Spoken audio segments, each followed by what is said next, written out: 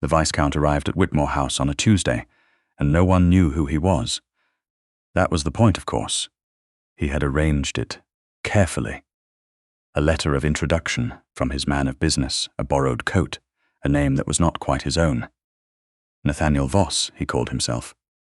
A surveyor sent to assess the property, and because the Whitmore family was in no position to refuse anyone with a purpose and a document, they had shown him in through the servants' entrance and given him the run of the grounds. What he had not arranged and could not have anticipated was what he would hear in the library. Whitmore House had not always been like this. There was a portrait in the entrance hall, the only thing that had not been quietly sold, of a man in the dress of a previous generation standing before a house that gleamed. The paint was cracked now along the edges. Someone had moved the portrait to cover a watermark on the wallpaper. One learned to notice these things when one lived inside a house that was losing its grip on itself. Miss Dorinda. No, that was not right. Miss Elspeth Whitmore was 26 years old, the second daughter of Sir Reginald Whitmore, and she had been noticing things like this for a very long time. She noticed the way cook had begun stretching the household accounts by substituting cream with milk in everything. She noticed that her father's study smelled of brandy before noon now, which it had not done 2 years ago. She noticed that the family solicitor had begun arriving with his hat in his hands, which was never a good sign. And she noticed, though she said nothing, that her elder sister Georgette had twice this autumn received callers who were not exactly callers, men with ledgers, men with a particular quality of patience. Elspeth was not beautiful, in the way Georgette was beautiful. Georgette was the kind of woman people looked at twice in a room, then kept looking at as though they were afraid she might vanish. Elspeth was the kind of woman people spoke to easily, and then, afterward, thought, why have I told her all of that? She had dark eyes that gave nothing away, and a stillness about her that people sometimes mistook for coldness, and that was, in fact, the opposite. She had simply learned very early that emotion, if you displayed it freely, became a tool in other people's hands. The morning Nathaniel Voss arrived, that was what they would call him, for now. Elspeth was in the library, attempting to repair the binding on a book of maps that her father had damaged by leaving a glass of port on it. It was the sort of task no one else in the household would think to do, and so no one else did it. She heard him before she saw him. Footsteps in the corridor, unhurried, then a pause outside the door, and then nothing. She waited. The pause continued. It had the quality of someone listening rather than hesitating, and Elspeth found that interesting enough to put down the book. She went to the door and opened it. The man standing in the hallway was perhaps 30, with the kind of face that looked like it had once been arranged for charm and had since been reorganized around something more serious. He was wearing a coat that fit him well, but had been chosen, she thought, with some deliberateness to fit him only well. Not excellently, not memorably. His hands were the wrong hands for a surveyor. She noticed that too, and filed it away. Voss, she said, because she had heard his name from the housekeeper that morning. The library is not part of the East Wing survey. He looked at her. There was a fraction of a second, very small, nearly invisible, in which he recalibrated something. Miss Whitmore, he said, I apologize. I was looking for a window that faces north, for measurements. There are no north-facing windows in this corridor. She stepped back and held the door open wider. There is one in here, however, if measurements are truly what you require. He came in, and she returned to her book, and for a few minutes neither of them spoke. The binding is goat leather, he said eventually. He was looking at what she was doing, not at the window. It should be treated with neatsfoot oil first, or the new stitching will pull. She looked up. Where does a surveyor learn to rebind books? My mother had a great many of them.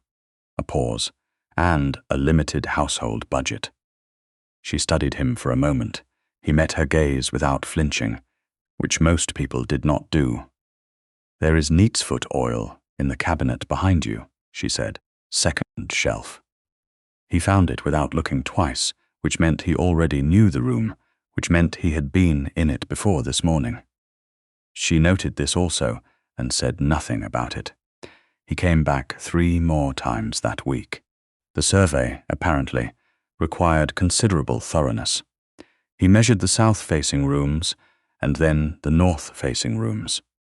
He walked the grounds with a notebook, making annotations she could not read from a distance. He ate lunch that cook provided with the particular gratitude of a man who was trying not to let on that he found the food better than expected. On the 4th day, he appeared in the kitchen garden while Elspeth was assessing the state of the beds, which had been half neglected since the groundskeeper's hours had been reduced. "The south wall has good exposure," he said, instead of a greeting. He was looking at a section she had been considering for climbing beans. "If you trained something along it, you would extend the season considerably." "I know," she said. "I have been intending to. We have not had the labor. I could." He stopped. She looked at him. He looked at the wall. "Surveyors do not generally offer to train kitchen garden plants," she said. "No," he agreed. "They do not." She waited. The wind moved through the box hedges at the garden's edge. A crow called from somewhere above the stable roof. "Miss Whitmore," he said, and his voice had shifted, lost something, or added something. She could not immediately say which. "I am not precisely what I told your housekeeper I was." "I know," she said. He turned to look at her. For the first time, she thought she saw something unguarded in his face. "You know. You have a surveyor's tools and a gentleman's hands. The coat is borrowed. It sits differently at the shoulders than a coat made for you would sit, and you knew the library before you entered it." She returned her attention to the south wall. "I have not yet determined why, but I expect you will tell me when it becomes Sefer Nesefer." The silence that followed was not uncomfortable. Precisely. It was the silence of a man revising his understanding of a situation he had thought he had mapped. "My name," he said at last, "is Nathaniel Harwick, Viscount Harwick." She nodded once.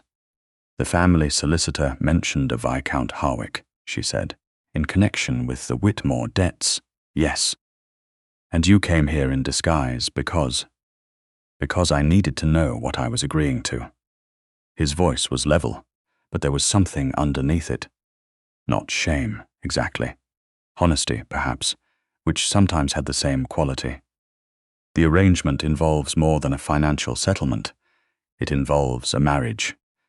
Elspeth was quiet for a long moment. The crow called again. She picked up a stone from the bed and set it aside. "To which daughter?" she said. He looked at her steadily. "That was what I came to determine." Georgette, when she heard, was not pleased. This was not, it should be said, because she had any particular feeling about Viscount Harwick.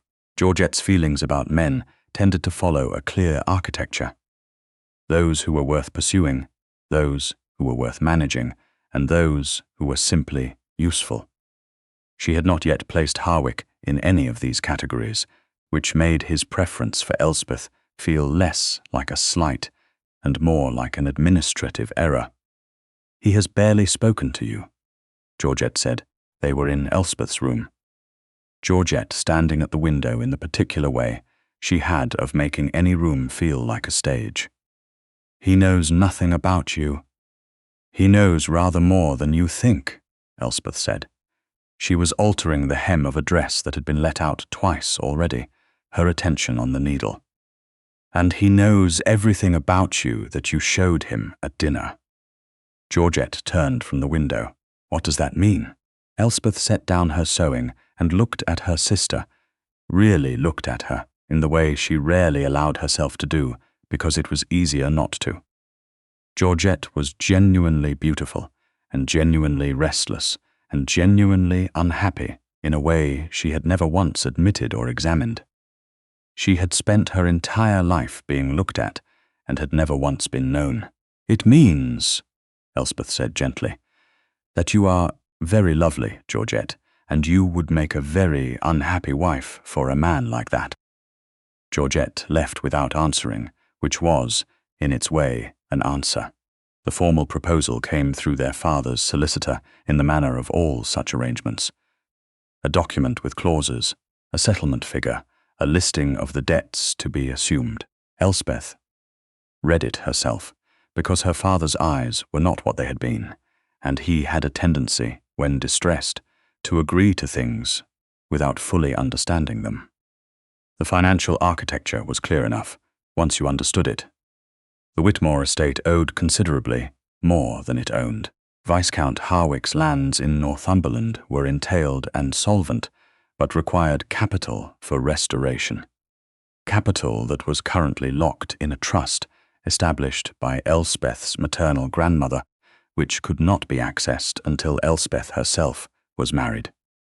The trust was not large enough to restore Harwick's estates to their former position, but it was, combined with the management of costs she suspected he was already capable of, enough. He was not marrying her because he loved her. He was marrying her because she was the sensible choice. She sat with that for an evening, alone in the library with the repaired book of maps. She had finished it, in the end, and it was better than it had been. And she thought about what it meant to be the sensible choice, and whether that was something she could build a life upon. She had spent 26 years being overlooked. She had learned, in that time, something her sister had not, that being overlooked was not the same as being without value. It only meant that the people doing the looking were not looking at the right things. She signed the document the following morning. They were married in October, at the parish church 3 miles from Whitmore House, in a ceremony that was quiet because neither of them had asked for it to be grand.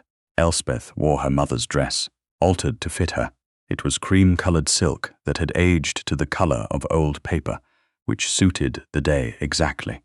Georgette stood at her side and was perfectly behaved, and Elspeth loved her for it. Harwick, she could not yet think of him as Nathaniel, not quite, stood at the altar with the particular stillness of a man who had made a decision and intended to stand by it. He looked at her when she came down the aisle, and she looked at him, and there was nothing performed about either of them, which she thought was probably a reasonable beginning. Dunmore Hall, his estate in Northumberland, was everything the solicitor's documents had implied, and nothing the documents had prepared her for. It was large, and it was cold, and it had once been very fine. There was a garden that had gone entirely to meadow, which she thought had a melancholy kind of beauty. There were rooms with furniture under Holland covers that she wanted very much to uncover, not out of sentimentality, but because she could see the lines of them and suspected they were good. The staff was reduced but loyal. She could see that in the way they moved through the house, protective of it, in the way people are protective of things that belong to them in feeling, if not in fact. Mrs. Cairn, the housekeeper, a small, fierce woman of 60, who had been at Dunmore Hall since before Harwick was born, received Elspeth with the particular scrutiny reserved for people who are about to be trusted with something precious. "The house runs better without interference," Mrs. Cairn said, the first morning, which was as clear a statement of terms as Elspeth had ever received. "I imagine it does," Elspeth said pleasantly. "What time is the kitchen inventory done?" Mrs. Cairn looked at her. 8 o'clock. I will join you at 8 o'clock then, not to interfere, to learn." There was a pause. Then something shifted, very slightly, in Mrs. Cairn's expression. 7:30, she said, "before the bread comes out." Harwick was a careful man. He was not unkind. She came to understand this within the first fortnight, but he was careful in the way people become careful when they have been burned by something they once trusted. He spoke to her about the estate, about the repairs needed, and the farms and the timber management, and she listened and asked questions that were, she could tell, not the questions he had expected. He had anticipated management. She offered something more like partnership. He was not sure what to do with this. Yet she gave him time. She had, after all, considerable practice at waiting. She learned the house. She learned the names of the tenants and the history of the fields, and the reason why, the east wall of the kitchen garden. There was a kitchen garden here too, larger than Whitmore's, had been built half a foot lower than it should have been. She walked the grounds on mornings when the frost was still on the grass, and she was the only person moving in the landscape, and she thought that it was possible, despite everything, that this could become something she did not merely endure. The first time she saw Harwick laugh, really laugh, not the controlled version he produced in company, was in November. She had organized the kitchen garden staff into relaying the drainage behind the east beds, and he had come out to see what the noise was about, and she had explained the plan with a stick drawing in the frost of the path, and something in her diagram had made him laugh, sudden and genuine, and she had thought, there he is. She did not say it, but she thought it. Georgette came to visit in December. This was not something Elspeth had expected, and she was not certain it was something she wanted. But Georgette arrived with one trunk and her best manners, and Elspeth received her as warmly as she could. Harwick was quiet at dinner, in the way he became quiet when he was assessing something. Elspeth watched him watching Georgette, the particular brightness of her, the way she commanded a room's attention. And she felt, very briefly, the old familiar shadow. Not enough, not quite enough, never quite. And then she stopped herself, because she was sitting in a house that was hers, at a table she had helped restore, beside a man who had chosen her, specifically, carefully, with his eyes open, and she had decided, at some point, though she could not say exactly when, that the shadow was a lie she had been told so many times she had begun to tell it to herself. She reached for the bread. The dinner continued. Later, she was in the sitting room with her book when Harwick appeared in the doorway. "Your sister," he said, "is very charming." "Yes," Elspeth agreed. "She always has been." He came in and sat across from her, which he did not always do in the evenings. "She is not what I expected," he said, "when I came to Whitmore House." Elspeth looked up. "What did you expect?"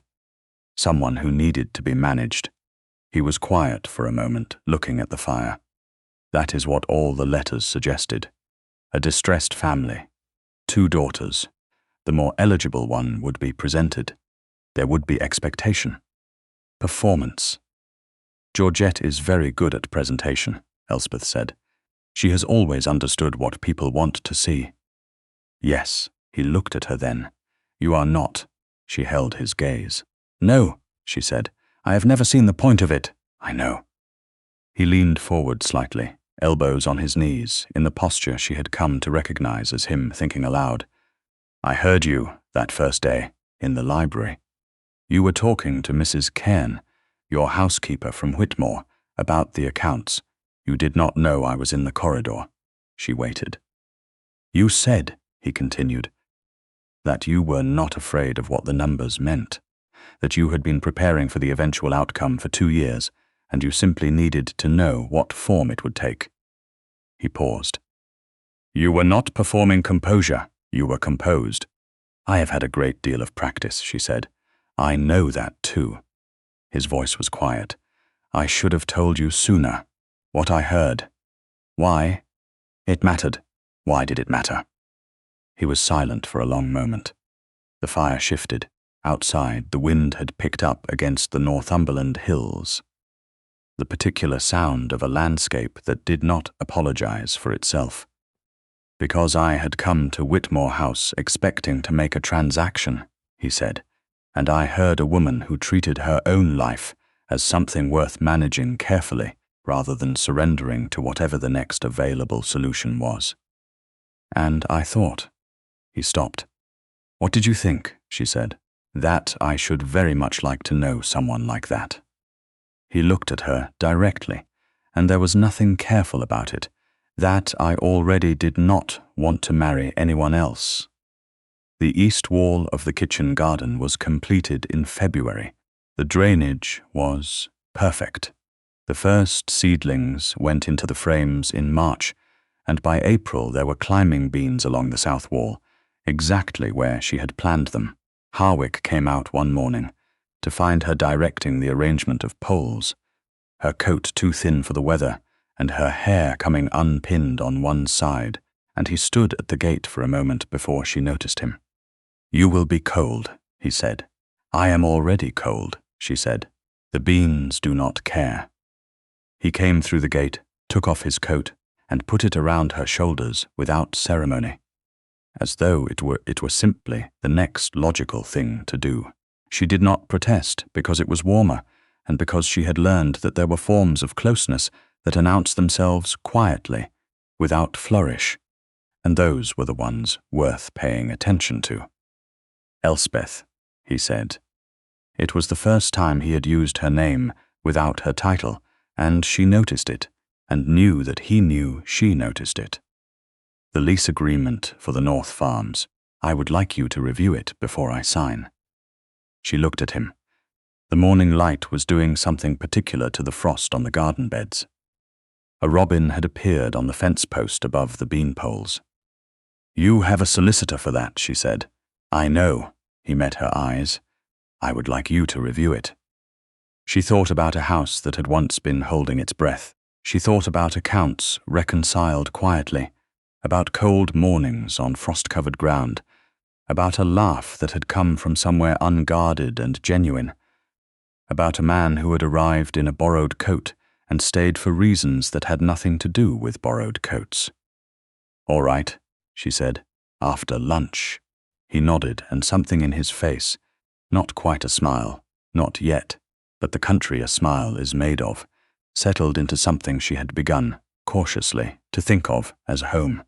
The robin sang once and flew. The climbing beans grew as things do toward the light.